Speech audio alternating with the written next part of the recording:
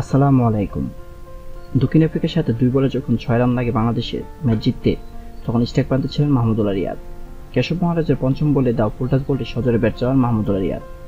বলটি হাওয়ায় ভেসে বাউন্ডারির দিকে চলে যায়। সবাই ধরেই নিয়েছিলেন বিশাল ছক্কা মেরে ম্যাচ জিতাতে যাচ্ছেন মাহমুদুল্লাহ রিয়াদ। কিন্তু বলটি ঠিক বাউন্ডারি লাইনে গিয়ে পৌঁছালে দক্ষিণ আফ্রিকার অধিনায়ক মকারম লাফিয়ে উঠে দারুণভাবে ক্যাচটি ধরে ফেলেন।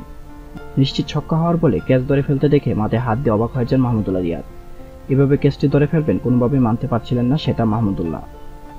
ডাগ আউটে বসে থাকা তাহিদ হৃদয়রা তো বেশ হতাশ হয়ে যান রিয়াদ আউট হতেই। হতাশ মনে নিয়েই পরবর্তীতে মাঠ ত্যাগ করেন মাহমুদুল্লাহ রিয়াদ। মাহমুদুল্লাহর এই দিন এমন আউট 2016 সালে টি-20 বিশ্বকাপের কথা মনে করিয়ে দেয়।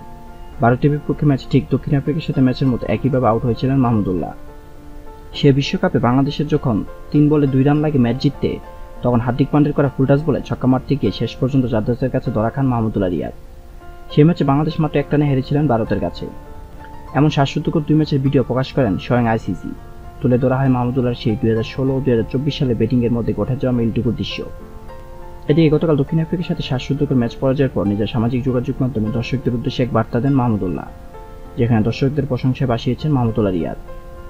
সেই পোস্টে লিখেন, আজ কঠিন ভাগ্য, আমরা আমাদের সব দিয়েছি এবং এত কাছাকাছি এসেছি। অবিশ্বাস্য সমর্থনের জন্য আপনাদের ধন্যবাদ। আমরা এগিয়ে যেতে থাকব। সব মিলে সবাইকে সবকিছু বলে বাংলাদেশ দলের সাথে থেকে সবাইকে সাপোর্ট দিতে বলেছেন মাহমুদুল্লাহ রিয়াদ।